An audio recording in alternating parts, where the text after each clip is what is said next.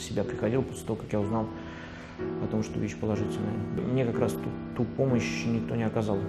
Ну, так получилось. Были даже суицидные мысли. Но потом пришел в себя и понял, что жизнь продолжается, и на самом деле она не заканчивается.